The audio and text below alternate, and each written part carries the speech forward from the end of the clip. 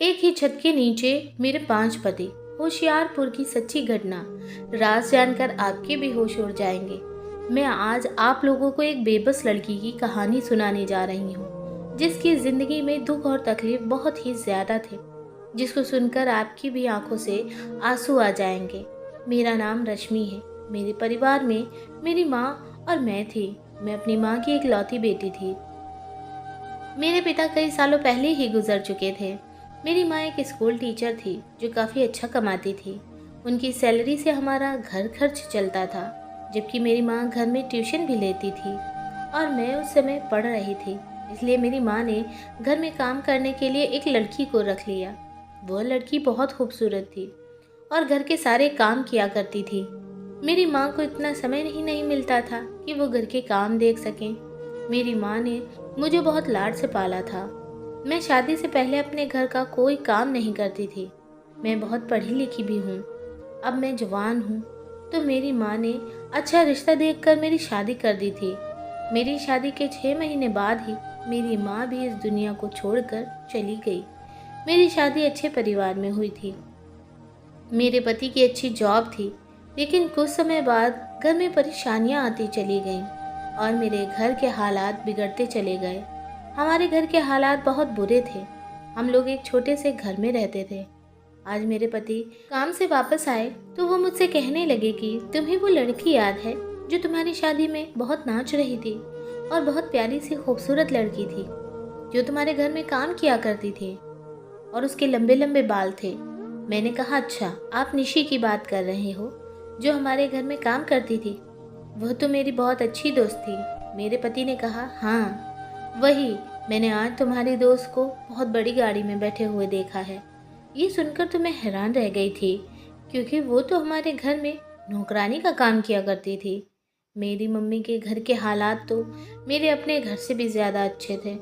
आखिर मेरी mummy job किया करती थी और उनकी बहुत अच्छी सैलरी भी थी। वो वहाँ पर बर्तन धोने के लिए आई थी। निशी बहुत ज़्यादा खूबसूरत थी। मैंने अपने पति से कहा कि निशी का गाड़ी से क्या ताल्लुक? वह हमारे घर में तो नौकरानी बनकर रहा करती थी। आजकल तो इतनी महंगाई है और आप कह रहे हैं कि वो बड़ी गाड़ी में बैठी हुई थी। मेरे पति ने कहा कि हाँ, मैं सच कह रहा हूँ। मैंने तो उसे बड़ी गाड़ी में बैठे हुए देखा है, इसलिए तो मैं तुम्हें बता रहा हूँ। मैं अपने पति की बात सुनकर हैरान हो गई। मेरे पति ने बताया कि शायद वो इसी मोहल्ले में रहती है। उसने अपना घर बदल लिया होगा। वह शादी से पहले मेरी बहुत अच्छी सहेली हुआ करती थी, क्योंकि वो बचपन से ही हमारे घर में साफ सफाई करने आती थी।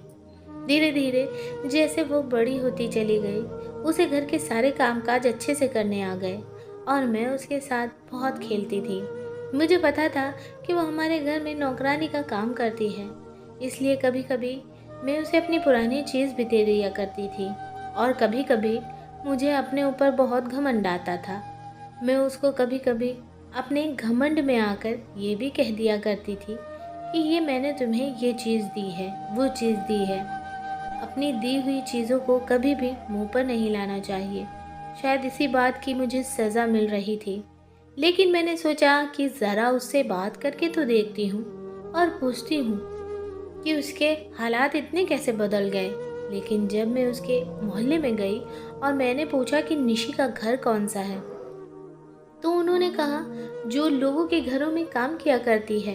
ये सुनकर तो मैं और भी हैरान हो गई कि अगर वो बड़ी गाड़ी में फिरती है तो वो अभी भी लोगों के घरों में काम करने क्यों जाती है, या फिर शायद बहुत ज़्यादा अमीर लोगों के घरों में काम करती होगी।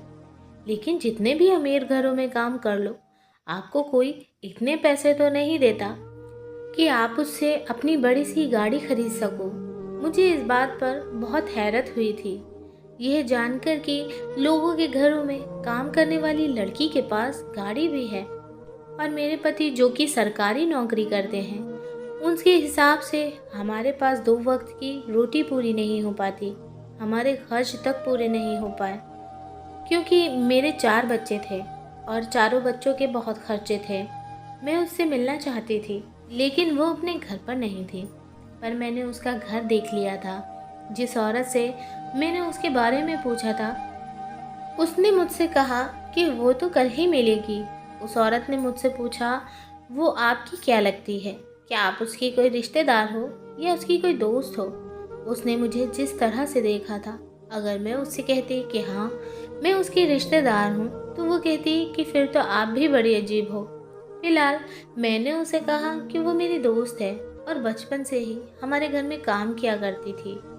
मैं उसको जानती हूँ। उसने कहा कि हाँ, वो काम तो करती है लोगों के घरों में, लेकिन उसकी हरकतें बहुत अजीब सी हैं। उसके पास बहुत पैसे आ गए हैं, ना जाने वो कहाँ से इतने पैसे कमाती है। इतने पैसे होने के बावजूद भी वो लोगों के घरों में काम करती है। वो औरत कहने लगी, मुझे तो लगता है शायद तुम्हारी दोस्त लोगों के घरों में चोरियां करती होगी, तभी तो उसके पास इतने पैसे आ गए हैं। मैंने कहा कि आपको किसी के बारे में ऐसी बात नहीं करनी चाहिए। मुझे अभी पता नहीं था कि निशी आखिर क्या करती है और क्या नहीं करती है, इसलिए मेरा इतना तो हक बनता था कि अगर कोई मेरी दोस्त की बुराई कर रहा है तो उसको मैं यह बता सकूं कि आप उसकी बुराई करके गलत कर रही हो। उसकी बुराई नहीं कर सकती, क्योंकि मुझे भी नहीं पता था कि वो कर क्या रही है। मैं 2 दिन के बाद फिर से उसके घर गई। इस बार तो वो मुझे मिल ही गई थी। वो मुझे देखकर बहुत खुश हुई और मुझसे कहने लगी कि मैं तुम्हें बहुत याद करती हूँ, लेकिन तुम्हें मेरी याद कैसे आ गई? मैंने कहा कि बस आ गई तुम्हारी याद। अब तुम ये बताओ कि तुम कैसी हो? वो मुझसे बहुत मुस्कुरा कर कहने लगी। मैंने कहा, हाँ मैं बिल्कुल ठीक हूँ।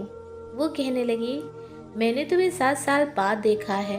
मैंने उसे कहा कि क्या बताऊँ यार, बस बच्चों में घिर कर रह गई हूँ। 4 बच्चे हैं मेरे पास, इसलिए हमेशा उनमें बिजी रहती हूँ। आज बड़ी मुश्किल से तुम्हारे लिए वक्त निकाल कर आई हूँ। आज मेरे पति की छुट्टी थी, इसलिए बच्चों को उनके पास छोड़ कर आई हूँ। कहीं लेकर जाती हूँ तो बहुत ज़्यादा तंग करते हैं, इसलिए बच्चों को घर ही छोड़ कर आई हूँ और सोचा कि तुम्हारे साथ थोड़ा गपशप भी हो जाएगी। उसने कहा कि अब अंदर आ जाओ। जैसे ही मैं घर के अंदर आई तो मैं हैरान रह गई कि उसके घर के हालात तो मेरे घर से भी अच्छे थे। उसके घर में एक बड़ी सी एलसीडी लगी हुई थी और एक एसी भी लगा हुआ था। मैंने कहा कि यह सब कुछ क्या है? मैं तो तुम्हारा घर देखकर हैरान ही रह गई हूँ और मैंने सुना है कि तुम अभी भी लोगों के घरों में काम करती हो। मैं बहुत सोच समझ कर बोल रही थी कि कहीं निशी को मेरी किसी बात का बुरा न लग जाए। कभी वो ये सोचने लगे कि यह मेरी दोस्त होते हुए भी मेरे ऐश और आराम से जल रही है या फिर खुश नहीं है। कभी वह सोचने लगे कि तुम तो नौकरानी हो और तुम लोगों के घरों में काम करती हो, फिर भी तुम्हारे पास इतना पैसा कैसे आ गया कि तुम्हारे घर की में हर चीज़ अवेलेबल है। मैंने बस इतना कहा कि तुम काम तो अभी भी नौकरानी का ही करती हो ना, फिर तुम्हारे पास इतने सारे पैसे कहाँ से आए, या फिर तुम किसी बहुत अमीर घर में नौकरी करती हो। तब उसने मुझे अपनी कहानी सुनाई और ऐसी बातें बताई कि मैं तो हैरानी रह गई। उसने बताया कि मैं एक ही घर में काम करती हूँ और मैंने अपनी कमाई से ही ये सब कुछ किया है। निशी मुझसे कहने लगी कि तुम्हारी माँ बहुत अच्छी थी। मैं उनको अपनी माँ की तरह ही समझती थी। उन्होंने भी मुझे हमेशा बेटी जितना प्यार दिया। जब तुम्हारी शादी के बाद तुम्हारी माँ इस दुनिया से चली गई, उसके बाद तुम तो अपनी ज़िंदगी में बिजी हो गई थी, पर मेरी ज़िंदगी में तो कुछ भी बदलने वाला नहीं था।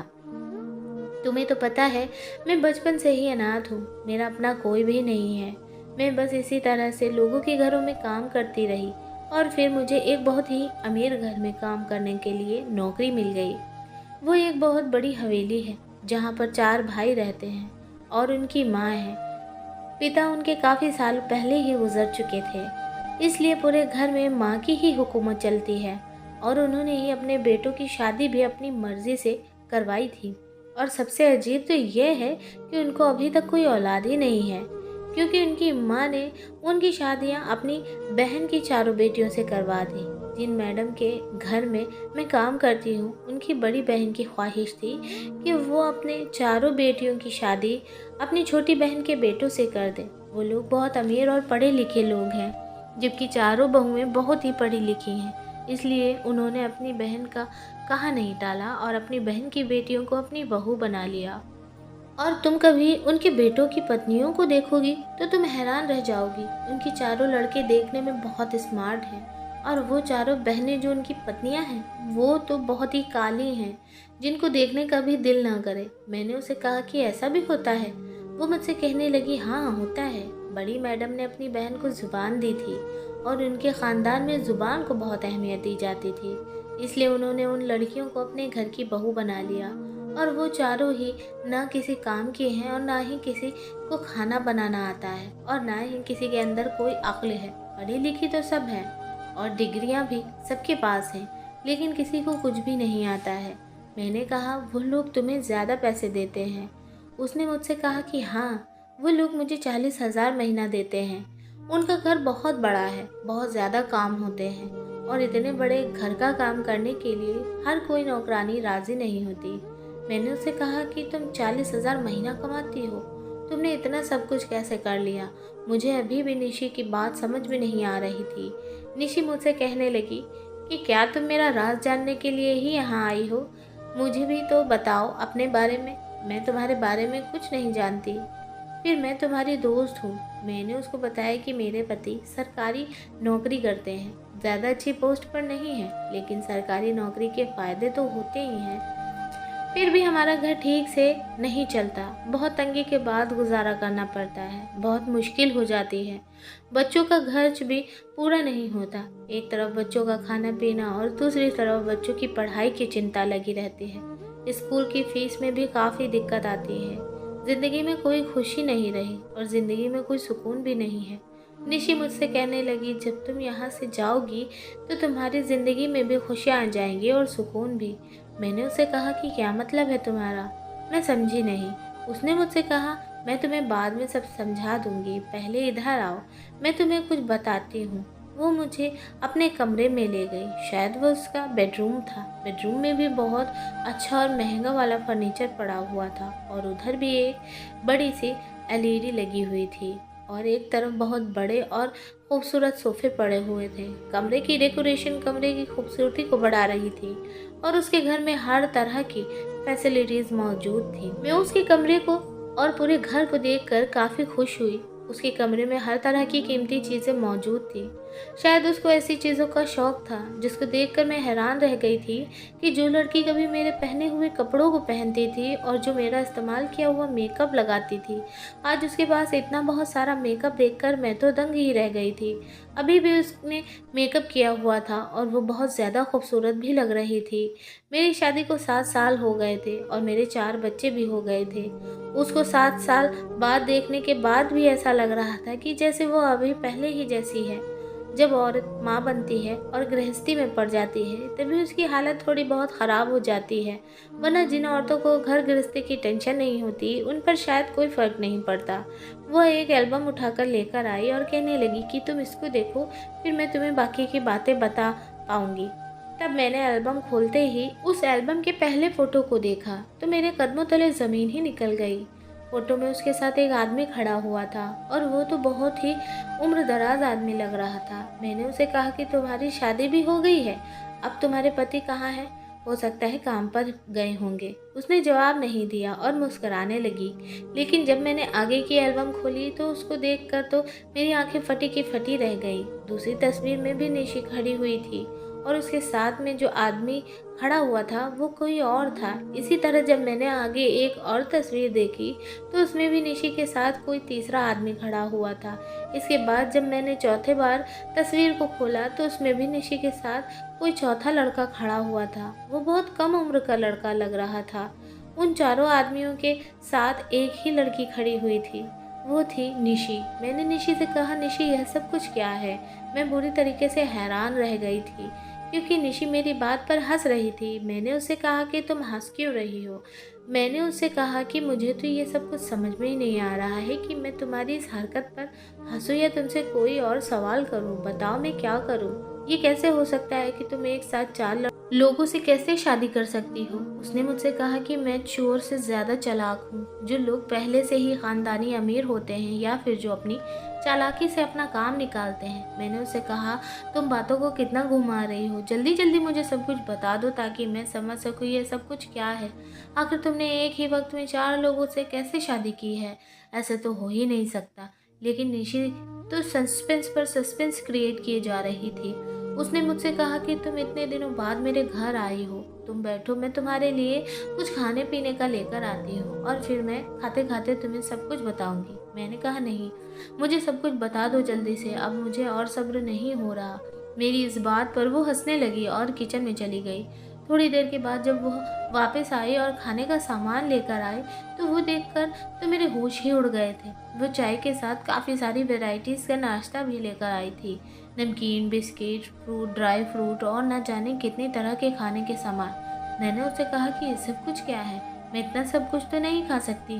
तो वो कहने लगी कि जितना खाया जाए खा लो, आखिर तुम इतने दिनों के बाद मेरे घर पर आई हो, अब पता नहीं तुम दोबारा कभी मेरे घर आओगी भी या नहीं। और खाते खाते मैं तुम्हें अपनी कहानी बताती हूँ। मैंने कहा कि ठीक है, बताओ। मैंने खाना शुरू किया और उसकी तरफ देखने लगी। तब उसने मुझे बताया कि ये जो 4 आदमी तुम देख रही हो, मैंने इन चारों के साथ सच में शादी कर रखी है और इस बात को पूरे 5 महीने हो चुके हैं। उनकी पत्नियों को इस बारे में बिल्कुल भी नहीं पता है और इनको आपस में भी इस बात का नहीं पता है कि मैंने इन सब के साथ शादी की हुई है। ये सब समझते हैं कि मैं ही उनकी पत्नी हूँ। उनको इनकी पत्नी से बच्चे नहीं हो रहे हैं और उन्होंने मेरे साथ शादी बच्चे पैदा करने के लिए की है। मैंने इन चारों को बड़ी मुश्किल से पटाया है। तुम्हें तो पता है मैं कितनी खूबसूरत हूँ, आसानी से ही मेरे ऊपर कोई भी फिदा हो जाता है। ये लोग पत्नी से बहुत ज़्यादा डरते हैं और मुझे इन सब को अपने जाल में फंसाने के लिए बहुत ज़्यादा मेहनत करनी पड़ी। इतनी मेहनत की कि तुम सोच भी नहीं सकती हो। किसी को मेरी खूबसूरती पसंद थी तो उसे अपनी खूबसूरती के जाल में फंसा लिया और किसी को बच्चों का शौक़ था तो उसको बच्चों का लालच देकर बड़ी मुश्किल से फंसाया और समझाया कि बच्चों से ही तो ज़िंदगी होती है, बच्चों के बगैर तो अपने ख़ानदान का नाम ही आगे नहीं बढ़ पाएगा। और जो मेरी खूबसूरती पर फिदा होता था उसके आगे तैयार होकर घूमती फिरती थी। और इनमें से भी तीसरे नंबर वाला बहुत ज़्यादा समझदार था। उसने मुझसे कहा कि शादी हो जाएगी तो बच्चा भी हो जाएगा और मैं बच्चा लेकर तुम्हें तलाक दे दूँगा, क्योंकि उसको सिर्फ़ और सिर्फ बच्चा चाहिए था। मैंने उसे कहा कि ठीक है, मुझे मंजूर है। जिसको जवानी की शुरुआत हुई थी वो तो मुझ पर पहले से ही फिदा था। और मज़े की बात तो ये थी कि ये चारों एक ही घर में रहते थे और चारों सगे भाई हैं। पर मैंने इन चारों से ही शादी कर ली और ये शादियाँ सिर्फ कॉन्ट्रैक्ट पर हुई थी। जिसको बच्चा चाहिए था उसको बच्चा दे दिया जाता और जिसको मैं खूबसूरत लगती थी वो अपनी हवस पूरी करना चाहता था। और वो चौथे नंबर वाला भाई, वो मेरा पीछा नहीं छोड़ना चाहता था। वो तो अपना दिल हार बैठा था मुझ पर। कहता था कि मैं तुम्हें नहीं छोड़ सकता, मैं हमेशा तुम्हारे साथ रहना चाहता हूँ। ये कहकर निशी हंसने लगी। मैंने निशी से कहा, निशी तुम ऐसा कैसे कर सकती हो? तुम लोगों को बेवकूफ़ बना रही हो, ये तो गलत बात है ना? या फिर तुम मुझसे झूठ बोल रही हो? क्योंकि ऐसा नहीं हो सकता कि एक औरत ही एक समय में 4-4 मर्दों को कैसे फंसा सकती है। तुम्हें मेरी बात पर इतनी आसानी से यकीन नहीं होगा। मैंने उसे कहा कि क्या इन चारों भाइयों को आपस में नहीं पता कि तुम एक ही लड़की हो? उसने मुझसे कहा कि अभी तक तो इन चारों में से एक को भी इस बारे में पता नहीं है। मैंने उसे कहा कि तुम ये सब कुछ करके क्या करोगी? वो मुझसे कहने लगी कि मैं किसी को बेवकूफ़ नहीं बना रही हूँ, तो मेरी पूरी बात सुनोगी तो तुम्हें सब कुछ पता चल जाएगा। मैं सोचने लगी कि आखिर पूरी बात क्या हो सकती है, ये सब का क्या मतलब हो सकता है। ये औरत जो कुछ भी कर रही है वो पूरी तरीके से गलत था और किसी भी तरह से ठीक नहीं हो सकता था। आखिर ये मुझे आगे क्या बताने वाली है? इससे पहले कि वो मुझे पूरी बात बता देती उसको किसी का कॉल आ गया और वो उससे बातें करने में बिजी हो गई। उसको बात करते हुए 1 घंटा हो गया था। मैं बोर बैठी हुई इधर उधर देख रही थी। वापस भी जाना था क्योंकि मैं काफ़ी लेट हो चुकी थी। जब उसने फ़ोन रख दिया तो मैंने उसे कहा कि अब मुझे जाना होगा। उसने मुझसे कहा कि तुम मेरी पूरी बात तो सुनती जाओ। मैंने निशी से कहा कि फिर कभी सुनूंगी, मेरे पति बहुत गुस्सा करेंगे, मुझे पहले ही बहुत देर हो चुकी है और वैसे भी मैं उनके पास बच्चों को छोड़ कर आई हूँ। बच्चे उनको बहुत ज़्यादा तंग कर रहे होंगे। मैं दोबारा आऊँगी। निशी मुझे कहने लगी कि चलो अब तुम दोबारा आओगी तो तुम्हारी सारी प्रॉब्लम सॉल्व हो जाएगी। मैंने उससे कहा क्या मतलब है? अगर तुम तो सच्चे दिल से मुझे दुआ देना और मुझे माफ़ कर देना, मैंने तुम्हारे साथ बहुत बुरा किया था। निशी कहने लगी नहीं, मुझे तुमसे कोई भी परेशानी नहीं है, मैंने तुम्हें माफ़ कर दिया और अब तुम्हारी ज़िंदगी बिल्कुल भी बुरी नहीं होगी, सब कुछ ठीक हो जाएगा। मैं बाय बोलकर अपने घर आ गई। घर आए तो मैंने अपने पति से सब कुछ बता दिया और ये मेरी बहुत बड़ी गलती साबित हुई। मुझे अपने पति को नहीं बताना चाहिए था। उन्होंने ये सुनते ही मेरे ऊपर खूब डांट लगाई और कहने लगे कि तुम्हारी दोस्त ऐसी है तो तुम उसके घर अब दोबारा कभी नहीं जाओगी। पता नहीं कल को कुछ उल्टा सीधा हो जाए तो उसके साथ साथ तुम्हें भी पकड़ लेंगे। दुनिया में ऐसी भी औरतें होती हैं। और कहने लगे कि मैं तो कहता हूँ कि तुम उन चारों भाइयों की माँ को जाकर बता दो कि वो लड़की अब तुम्हारे चारों बेटों को अपने जाल में फंसा रही है। मेरे पति तो बहुत ज़्यादा गुस्सा हो गए थे और उन्होंने मुझसे बहुत सारी बातें भी सुनाई। मेरी माँ ने मुझसे कहा था कि अपने पति को कभी अपने जानने वालों के बारे में मत बताना। सच्चाई जानने के बाद तुम तो शायद उनको माफ़ कर दो कि, लेकिन तुम्हारा पति कभी तुम्हें माफ़ नहीं करेगा और हमेशा तुम्हें उन्हीं लोगों के ताने देता रहेगा। आज मुझे अपनी माँ की कही हुई ये बात याद आ रही थी। मैंने अपने पति से कहा कि नहीं, हमें क्या ज़रूरत है कि हम उसकी बात जाकर वहाँ पर बताएंगे। कभी अब दोबारा उसके घर नहीं जाऊँगी। हाँ ठीक है, अपना घर संभालो और अपने बच्चों को संभालो। मैं अपने पति से तो नहीं कह पाई, मुझे निशी के घर दोबारा जाना होगा। मैं उसके घर दोबारा जाना चाहती थी क्योंकि मैंने अभी निशी की पूरी बात नहीं सुनी थी। मैं अभी उसके बारे में पूरी जानकारी लेना चाहती थी और उसने मुझसे कहा भी था कि जब तुम यहाँ से जाओगी तो तुम्हारी सारी प्रॉब्लम सॉल्व हो जाएगी। पता नहीं ऐसा क्या बात थी जिससे मेरी प्रॉब्लम सॉल्व होने वाली थी, इसलिए मैं ज़रूर निशी के घर दोबारा जाना चाहती थी। पर मुझे अब उसके घर जाने का टाइम ही नहीं मिल पा रहा था क्योंकि पहले तो मैं अपने पति के पास बच्चों को छोड़कर चली गई थी। अब मुझे अपने बच्चों को भी साथ लेकर जाना पड़ता, इसलिए मेरे लिए अब उसके घर जाना बहुत मुश्किल हो रहा था। पर मैंने हिम्मत करके अपने बच्चों को निशी के घर लेकर गई। अपने बच्चों से तो मैं आधे रास्ते में ही तंग आ गई थी। वो मुझे हद से ज़्यादा परेशान कर रहे थे। मेरे बच्चे बहुत चंचल थे, कभी दुकान को देखकर कोई चीज़ मांगते। वो बेचारे भी क्या करते, उनको भूख लगी हुई थी। घर में खाने के अलावा उनके लिए और कोई चीज़ भी नहीं होती थी, इसलिए वो बाहर की चीज़ों को देखकर मुझसे उनको लेने के लिए ज़िद करते थे और मैं भी चीज़ खरीद नहीं पाती थी। बच्चे कभी जूस, बिस्किट, इन सब चीज़ों की ज़िद करने लगे। लेकिन हमारा गुजारा तो सिर्फ 2 वक्त की रोटी से ही मुश्किल से हो पाता था। जैसे तैसे करके मैं उसके घर तक पहुंच गई थी। तब मैं उसके दरवाजे पर पहुंची तो उसके पड़ोस में रहने वाली एक औरत मुझसे कहने लगी कि तुम्हारी दोस्त तो घर पर नहीं है, वो तो कहीं पर चली गई है और अपना थोड़ा बहुत सामान भी यहाँ से लेकर गई है। मुझे उस औरत की बात सुनकर निशी पर बहुत गुस्सा आया था क्योंकि मैं बहुत मुश्किल से उसके घर तक पहुंची थी और वो मुझे यहाँ पर मिली भी नहीं पाई।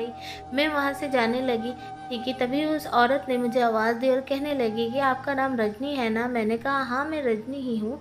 वो औरत कहने लगी कि निशी आपके लिए एक लेटर छोड़कर गई है और मुझसे कह कर गई थी कि वो रजनी नाम की एक लड़की मुझसे मिलने आएगी, तो उसे ये लेटर दे देना। शायद उसमें कुछ लिखा हुआ था। मैं घर चली आई। जब मैंने वो लेटर खोलकर देखा तो उसमें नंबर था और कोई भी बात नहीं लिखी हुई थी। फिर मैंने उस नंबर पर कॉल की। कॉल रिसीव होते ही उस पर निशी बोल रही थी।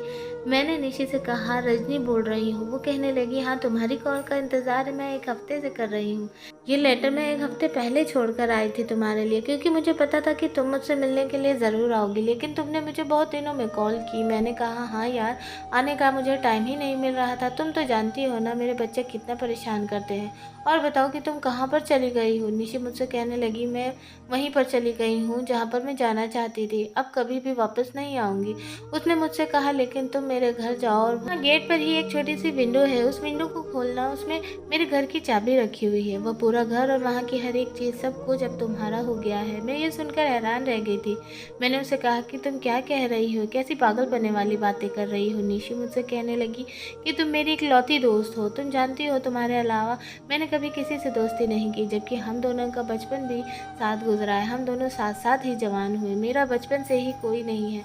मैं तो सिर्फ तुम्हें अपनी बहन और तुम्हारी माँ को अपनी माँ मानती हूँ। तुम ही मेरा परिवार हो, इसलिए मैं तुम्हारे लिए सब कुछ कर रही हूँ। अब मैं वहाँ पर नहीं रह सकती। मैंने उसे कहा कि तुम मुझसे मजाक क्यों कर रही हो? तो वो मुझसे कहने लगी नहीं, मैं मजाक नहीं कर रही। आज से ये सब कुछ तुम्हारा हुआ। तुम अपनी ज़िंदगी में बहुत खुश रहो। ये कहकर उसने फ़ोन काट दिया। जब मेरे पति घर आए तो मैंने उनको ये सारी बातें बताई तो उन्होंने मुझे खूब सारी डांट लगाई क्योंकि मैं उनके मना करने के बावजूद भी उसके घर दोबारा चली गई थी। और वो कहने लगे कि तुम्हारी दोस्त तुम्हें पागल बना रही है और तुम्हें फंसाना चाहती है ताकि तुम उसके घर जाओ और जिन लोगों को धोखा दे रही है वो लोग तुम्हें पकड़ लें और तुम्हारे बच्चों को भी पकड़ ले और साथ ही मुझे भी जेल भिजवा दे। उसकी बकवास सुनने के लिए बिल्कुल भी तैयार मत होना। ऐसे लोगों पर भरोसा नहीं करना चाहिए। कोई किसी के लिए इतना नहीं करता कि अपना इतना बड़ा और आलीशान घर किसी के नाम कर दे, वो भी फ्री में, और अब तुम कान खोल कर सुन लो। अब तो तुम अपने दोस्त के घर चली गई हो, लेकिन अब दोबारा से अपने दोस्त के घर मत जाना। मैं तुम्हें अब उसके घर नहीं जाने दूंगा। मेरे पति ने अब मुझे सख्ती से मना कर दिया था, क्योंकि मेरा दिल कह रहा था कि मेरे साथ कुछ अच्छा होने वाला है। इस बार मुझे अपने पति से बिना पूछे वहाँ जाना था, क्योंकि वो मुझे बहुत सख्ती से मना कर चुके थे। लेकिन फिर भी मैं अपने पति के घर से बाहर निकलते ही बच्चों को लेकर निशी के घर जाने के लिए निकल गई। जब मैं उसके घर गई तो उसके गेट की विंडो खोली। उसके बारे में उसने मुझे फ़ोन पर बताया था, तो खोलते ही उसमें तो सच में चाबी रखी हुई थी। उस चाबी से मैंने उस घर का दरवाज़ा खोला। घर का सारा सामान वैसे ही मौजूद था, सिर्फ निशी का सामान नहीं था, जैसे कि कपड़े, जूते वगैरह। टीवी, बेड, एसी सब कुछ वहीं का वहीं लगा हुआ था। थोड़ी देर के बाद जब मैं बेडरूम में गई तो वहाँ भी सारा का सारा सामान मौजूद था। निशी ने मुझे फ़ोन पर बताया था कि अब ये घर तुम्हारा है, और जबकि घर की चाबी भी मेरे पास थी, जबकि आस पड़ोस के लोगों के लिए तो वो वहाँ से जा चुकी थी। तभी मुझे आइडिया आया कि मुझे इस वक्त अपने पति को यहाँ पर बुलाना चाहिए। मैंने अपने पति को फ़ोन करके बुला लिया और दोबारा से इस नंबर पर निशी को फ़ोन मिलाया। अब मैंने निशी से कहा कि तुमने यह सब कुछ मेरे लिए क्यों किया है। जो बात उसने मुझे बताई तो उसे सुनकर मेरे तो होश ही उड़ गए थे। मैं हैरान रह गई थी। उसने मुझसे कहा कि यह घर अब तुम्हारा हो चुका है, और यह बात सच थी। मेरी आंखों से खुशी के आंसू आ गए थे। न जाने यह सब कुछ मेरे साथ कैसे हो गया था। मेरे पति ने पूछताछ की तो पता चला कि जो लोग इस घर में रहते थे वो अपना मकान बेचकर यहाँ से चले गए, और ये घर भी उनका अपना ही था, और ये घर अब मेरा हो चुका था। जब मैं निशी के बेडरूम में दाखिल हुई तो मैंने देखा कि वहाँ पर सिर्फ सामान ही नहीं बल्कि बेड पर घर के कागजात भी रखे हुए थे, और ये घर मेरे नाम हो चुका था। मेरे पति इस कदर हैरान थे कि उनकी तो जुबान बंद हो गई थी। उन्होंने निशी के खिलाफ बहुत सारी बातें भी कही थी। उन्होंने कहा था कि ये तुम्हारी दोस्त किसी दिन तुम्हें फंसवा देगी, वो बहुत बहुत ख़राब लड़की है। लेकिन अब मेरे पति का सर शर्मिंदगी से झुका हुआ था और मेरी आंखों से खुशी के आंसू थे, क्योंकि मेरे अपने घर में तो सिवाय बेड के कुछ भी नहीं था, लेकिन यहाँ पर तो मुझे सब कुछ मिल गया था। निशी ने मुझे फ़ोन पर बताया कि मैं अब तुमसे दोबारा फ़ोन पर बात नहीं कर पाऊंगी, क्योंकि मैं अपना नंबर बंद करने वाली हूँ और आखिरी बार तुमसे फ़ोन पर बात कर रही हूँ। उसने अब मुझे सारी सच्चाई बताना शुरू की। वो कहने लगी कि मैंने उन चारों भाइयों से शादी नहीं की थी, बल्कि उन चारों को बेवकूफ़ बनाकर तस्वीरें खिंचवाई थी। उसने बताया कि मैंने उन फ़ोटोज़ के लिए बहुत मेहनत की थी और वो सब कुछ झूठ था। तुम्हारी माँ के मरने के बाद मैं बहुत ज़्यादा अकेली हो गई थी। मैं अपनी ज़िंदगी कैसे गुजारती, मेरे पास कोई सहारा भी नहीं था। तुम तो अपने घर की हो चुकी थी।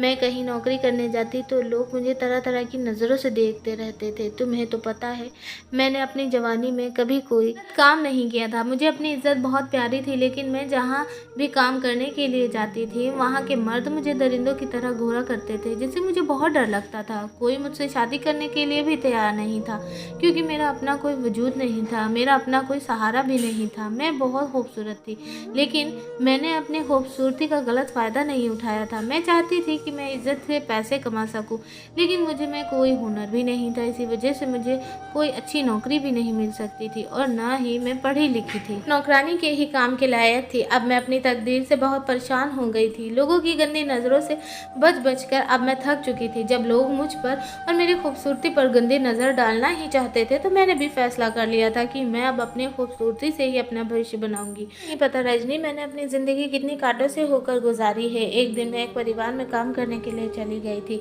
जिनके बारे में मैंने तुम्हें बताया भी था। ये उन्हीं के चारों बेटे थे। वो लोग बहुत ज़्यादा दौलतमंद थे। तरह तरह से मैंने उन चारों भाइयों को फंसा लिया, और किसी ने मुझे खूबसूरती से अपनाया तो किसी ने मुझे औलाद के लालच में अपनाया, तो किसी ने मेरे साथ टाइम पास करने के लिए मुझे अपनाया, लेकिन कोई भी मुझे दिल से नहीं अपनाना चाहता था। मैंने इन लोगों को अपनी झूठी झूठी बातों में ले लिया और इनको अपनी मोहब्बत के जाल में फंसा कर उनके साथ वो झूठी तस्वीरें भी खिंचवा ली। उसके बाद मैंने इन लोगों को वो तस्वीर दिखाकर ब्लैकमेल करना शुरू कर दिया, बल्कि मेरे पास वो वॉइस रिकॉर्डिंग भी थी जिसमें वो मुझसे जाने मन जान और ना जाने क्या क्या कह रहे थे, और इन लोगों से खूब सारे पैसे हटने शुरू कर दिए। मैंने चारों भाइयों से 1 करोड़ की डिमांड की थी, जबकि चारों भाई अपनी पत्नियों से बहुत डरते थे। वो नहीं चाहते थे कि मैं उनकी सच्चाई उनकी पत्नियों के सामने लेकर आऊँ, इसलिए डर की वजह से उन्होंने मेरी डिमांड को पूरा करना शुरू कर दिया। वो लोग अपनी पत्नियों से बहुत डरते थे। वो चारों भाई मेरे आगे हाथ जोड़ते थे और कहते थे कि तुम हमसे कितनी भी कीमत ले लो, लेकिन हमारा पीछा छोड़ दो। मैं कौन सा उन लोगों के साथ ज़िंदगी भर रहना चाहती थी, उन लोगों को छोड़ देना चाहती थी, और मैंने वैसा ही किया। मेरा मकसद अब पूरा हो गया। अब मेरे पास इतना पैसा है कि अब मेरी ज़रूरतें आराम से पूरी हो जाएंगी। अब मैं दूसरे मुल्क जा चुकी हूँ और मैं कभी अब हिंदुस्तान वापस नहीं आऊँगी। इसलिए ये सब कुछ मैंने तुम्हारे नाम कर दिया, क्योंकि मुझे तुम्हारी परेशानी के बारे में पता था। तुम ही मेरी इकलौती दोस्त हो जिसको मैं अपना ये सब कुछ दे सकती थी। मैं चाहती तो ये सब कुछ बेच कर इसके बदले पैसे लेकर भी यहाँ से जा सकती थी, लेकिन मुझे तुम्हारी परेशानी का एहसास हुआ था। मैं नहीं चाहती थी कि जैसे मैंने अपनी ज़िंदगी गुजारी है ऐसे ही तुम भी अपनी ज़िंदगी गुजारो। तुम्हारे पास तो तुम्हारे अपने बच्चे हैं, तुम्हारा पति भी है जो कि तुम्हारा सहारा बन सकते हैं, लेकिन मेरे पास तो ऐसा कुछ भी नहीं है। इसलिए मैं तुम्हारे दुख को समझ सकती थी। अब ये सब कुछ तुम्हारा है। यहाँ किसी शरीफ लड़के से शादी कर लूँगी और अपनी आने वाली ज़िंदगी को अंजाम दूंगी। मुझे माफ़ कर देना रजनी, अब मैं तुम्हें अपने बारे में नहीं बता सकती। मैं अपना गुजरा हुआ कल भूल जाना चाहती हूँ। अब मेरे पास इतना पैसा है कि अच्छे रिश्ते खुद चलकर मेरे पास आएंगे, और शायद इसी पैसे की वजह से मेरी ज़िंदगी भी आसान हो जाएगी और अब तुम अपनी ज़िंदगी में खुश रहो। वह सब कुछ तुम्हारा और तुम्हारे बच्चों का है। ऋषि की यह पूरी कहानी सुनकर हैरान रह गई थी। मैंने उसकी अक्ल की दाद दी। वैसे तो जो भी उसने किया वो गलत था, लेकिन मुझे लगता है कि उसने बिल्कुल ठीक किया था, क्योंकि आजकल की दुनिया में ज़िंदा रहने के लिए आपको सिर्फ पैसों की ज़रूरत है। जबकि निशी तो अकेली जवान लड़की थी, वो अपनी ज़िंदगी किसके सहारे गुजारती? अगर वह ये सब कुछ ना भी करती तो फिर क्या करती, क्या काम करती, या फिर वो अपने जिस्म को बेचती?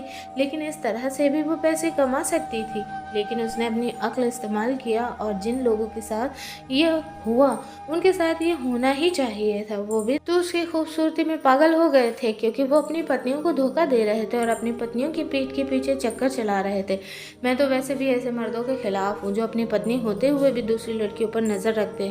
इसलिए निशी ने उनके साथ जो भी किया बिल्कुल ठीक किया था और अपनी ज़िंदगी संवार ली थी। अब वो बहुत दूर चली गई है। उसने कहा कि अब वह कभी मुझसे बात नहीं करेगी। मुझे डर है कहीं किसी को निशी के बारे में पता चल गया तो। वह लोग तो ऐसा नहीं करेंगे, क्योंकि वो भी तो निशी से जान छुड़ाना चाहते थे, और वैसे भी वह लोग अगर निशी के बारे में बताएंगे तो उनकी ही बदनामी होगी। मैं निशी की अच्छी ज़िंदगी के लिए विनती करती हूँ भगवान से। आखिरकार वो बहुत अच्छी दोस्त साबित हुई और उसने अपनी खुशियाँ मेरी झोलियों में डाल दी। एक पल में मेरी ज़िंदगी पलट गई। मैं सोच भी नहीं सकती थी कि मेरी ज़िंदगी ऐसे पलटेगी। एक ऐसी इंसान मेरी मदद करेगी जिसके बारे में मैं कभी सोच भी नहीं सकती थी कि आखिर वो भी किसी की मदद कर सकती है। मैंने उसके साथ बचपन में अच्छा नहीं किया था, ये सोच कर मैं बहुत शर्मिंदा थी। मुझे उससे माफ़ी भी मांगनी थी। अब वो अपनी ज़िंदगी को अच्छे से जी रही होगी। अब मेरी ज़िंदगी में सब कुछ ठीक हो गया है और मैं बिल्कुल ठीक हूँ। हमारे पास अपना घर है, घर का सामान है, मेरे पति की सैलरी में घर का खर्च अच्छे से चल जाता है और मेरी ज़िंदगी में अब सब कुछ बिल्कुल ठीक हो चुका है। तो इस कहानी के बारे में आपकी क्या राय है, हमें कमेंट करके ज़रूर बताएं। वीडियो को लाइक, चैनल को सब्सक्राइब और पास वाले बेल आइकन को प्रेस करके ऑल करना ना भूलें। हम आपको मिलेंगे एक और ऐसे ही बेहतरीन वीडियो में। तब तक के लिए धन्यवाद। आपका दिन शुभ हो।